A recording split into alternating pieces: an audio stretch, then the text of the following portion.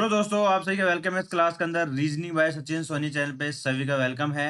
NTPC परीक्षा के लिए अंतिम 30 दिनों में आपको क्या रणनीति रहनी चाहिए, क्या आपकी स्ट्रेटजी रहनी चाहिए, जैसे कि आप ये एनटीपीसी सीबीटी 1 का पेपर आप क्रैक करें और सीबीटी 2 की तरफ आप मूव करें। देखिए स्टूडेंट, आप सभी को पता है मार्च आपका लगभग आधा का कंप्लीट हो चुका है।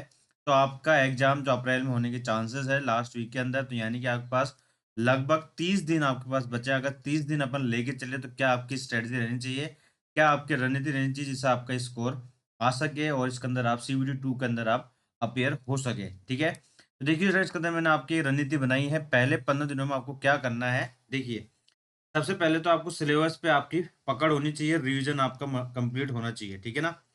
अगर अपन टॉपिक वाइज अपन बात करें, अगर अपन मैथमेटिक में बात करें तो सिंप्लीफिकेशन, परसेंटेज, लाभ एंड हानि, प्रॉफिट एंड लॉस, एवरेज, अनुपात, समानुपात, समय दूरी एंड समय काम, ये वाले जो टॉपिक है ये काफी इंपॉर्टेंट है। मैथमेटिक्स के टॉपिक है, जो जितनी भी आपकी मैथ आती है उसमें से 80 से 90% क्वेश्चन आपके इन्हीं टॉपिक से आते हैं। ठीक है, तो ये टॉपिक आपके बिल्कुल रिवीजन रिवाइज होने चाहिए, बिल्कुल मजबूत पकड़ आपकी इन टॉपिकों पर आपकी रहनी चाहिए।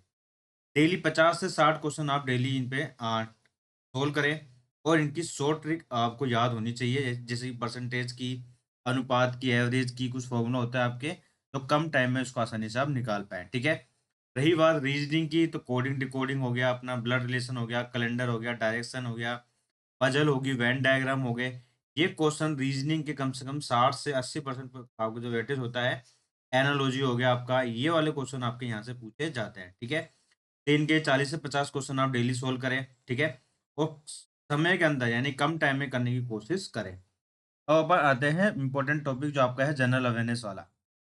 देखिए स्टूडेंट, इसके अंदर आपके स्टैटिक जीके, भारतीय इतिहास, भूगोल, संविधान, विज्ञान के बेसिक फैक्ट आपके पूछे जाते हैं। ठीक है, तो पिछले 6 महीनों के करंट अफेयर आपके पूछे जाएंगे। 6 से लेके 7 महीने या 7 से 8 महीने के करंट अफेयर आपको याद होनी चाहिए। ठीक है, रेलवे से जुड़े महत्वपूर्ण तथ्य, रेलवे बजट की जानकारी आपको होनी चाहिए और पिछले वर्षों के पेपर आप हल करें, अब तक आपने कर लिए होंगे। तो लास्ट 15 दिनों में आपको ये चीजें करनी है जो स्लाइड में आपको लिख रखा है। रोज एक प्रैक्टिस सेट करें, गलतियों को समझ कर उसका रिवीजन करें, यानी कि एनालिसिस करें। जो भी आप मॉक टेस्ट दे रहे हैं उसका एनालिसिस करोगे और जो भी आपको जीके क्वेश्चन जो गलत हुए हैं उनको रिवाइज करो, कहाँ पे गलती हो रही है, बार बार टॉपिक को जाकर रिवाइज करो। ठीक है ना। देखिए आवर्स तो सबका अपने हिसाब से होगा, कोई किसी का कोई वीक होगी, किसी कोई सब्जेक्ट आपकी वीक होगी। तो ये जो आवर्स आप दे रहे हो पढ़ाई के लिए वो आप अपने हिसाब से दे सकते हैं। लेकिन मेन चीज ये है कि 15 दिनों में आपको, स्टार्टिंग के 15 दिनों में अभी से ही, यानी कि जो आपका मार्च का महीना चल रहा है, 17 तारीख है आपकी, तो ये मार्च के महीने में आपको इन चीज़ों पे ध्यान रखना चाहिए पहले की 15 दिनों के अंदर। ठीक है, बाकी अपने हिसाब से आप मॉडिफाई भी कर सकते हो इस स्ट्रेटजी को। ठीक है, तो गणित का हो गया, आपका रीजनिंग का हो गया, जनरल अवेयरनेस का हो गया, पहले 15 दिनों में आपको ये करना है। अगले 10 दिनों में क्या करोगे, फुल लेंथ मॉक टेस्ट अभी भी आप दे ही रहे हो। ठीक है, अब तो फिर आपको अगले 10 दिन में आपको यही करना है, फुल लेंथ मॉक टेस्ट और टाइम मैनेजमेंट पे आपको ध्यान देना है। हर दिन एक फुल मॉक टेस्ट दे, समय को आप मैनेज करें। ठीक है, गलतियों का विश्लेषण करें यानी कि एनालिसिस करें और उन टॉपिक पे दोबारा काम करें जहाँ पे आपके नंबर गलत हो रहे हैं, क्वेश्चन गलत हो रहे हैं, टाइम लग रहा है। ठीक है, रीजनिंग और गणित में स्पीड बढ़ाने के लिए क्विज, टाइम बेस्ड प्रश्न हल करें। आप सभी को पता है काफी ऐप है, यहाँ पे आप क्विज दे सकते हैं, टाइम बेस्ड टेस्ट दे सकते हैं, तो उसको देने की कोशिश करें। करंट अफेयर स्ट्रेटेजी के शॉर्ट नोट्स बना के उनको रिवाइज करें। ठीक है, करंट अफेयर स्ट्रेटेजी के शॉर्ट नोट्स बनाए उनको रिवाइज करें। ये चीज होगी आपके अगले 10 दिन में।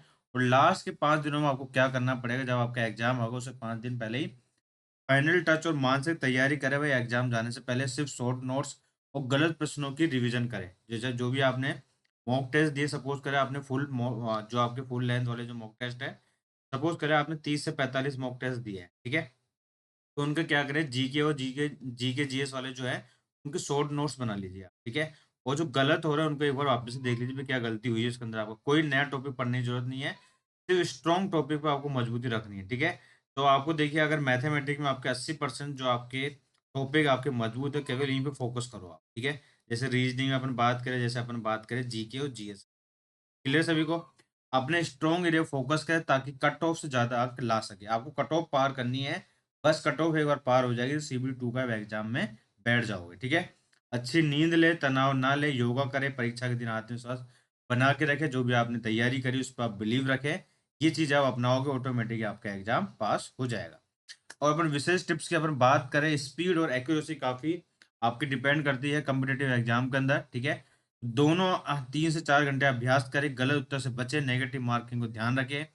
नेगेटिव आपको बिल्कुल नहीं करना है, शॉर्ट ट्रिक और मैथ कैलकुलेशन स्पीड पे आपको काम करना है। शॉर्ट ट्रिक्स आपको याद होनी चाहिए, किस प्रकार से स्क्वायर निकाल सकते हो, रूट निकाल सकते हो, ठीक है? मैथमेटिक कैलकुलेशन आपकी स्पीड तेज़ होनी चाहिए आपको। टेबल्स याद होनी चाहिए, क्यूब, स्क्वायर आपको याद होनी चाहिए, ठीक है? इस प्रकार की रणनीति अपना के आप आत्मसात बना के आप पेपर दोगे, तो आपका ये सीबीटी 1 एनटीपीसी आपका निकल जाएगा। बाकी सारी मेहनत तो आपकी है, ठीक है? और ये अपना चैनल है reasoning by Sachin Soni channel पे मैं भी आपको क्या करूँगा, एनटीपीसी एग्जाम की जो पीवाईक्यू एमसीक्यू सीरीज है, ठीक है? तो रीजनिंग के मैं आपको कराने वाला हूँ रीजनिंग के, ठीक है ना? तो रीजनिंग वाला जो पोर्शन है उसकी आप थोड़ा टेंशन ना लें कि भाई पीवाईक्यू एमसीक्यू कहाँ से मिलेंगे, तो इसको आप 1 आवर दे सकते हैं या फिर रिकॉर्डेड दे सकते हैं, जैसे भी आप करना चाहो दे सकते हैं। Reasoning by Sachin Soni channel subscribe कर लो इस प्रकार की क्लासेस देखने के लिए। आई होप आपको ये स्ट्रेटजी आपको अच्छी लगी होगी। स्ट्रेटजी आप कितनी भी देख लो, लेकिन अप्लाई नहीं करोगे तो कोई भी चीज़ आपको फ़ायदेमंद नहीं देगी, ठीक है ना? तो याद रखिएगा, आप इसको अपनाएँ और इसको अप्लाई करने की कोशिश करें। इसके अंदर मॉडिफ़ाई भी कर सकते हैं। ऐसा नहीं है कि जैसा लिखा गया है वैसे ही आप करोगे, ठीक है? मेन चीज़ ये है कि अपने पे बिलीव रखो, अपने विश्वास रखो। आप एनटीपीसी का एग्ज़ाम आसानी से निकाल लोगे, सीबीटी 1 और सीबीटी 2 भी आपका निकल जाएगा, ठीक है? इस प्रकार की शानदार क्लासेस देखने के लिए reasoning by Sachin Soni channel को आप ज्वाइन कर लीजिए। Thank you, bye, have a nice day and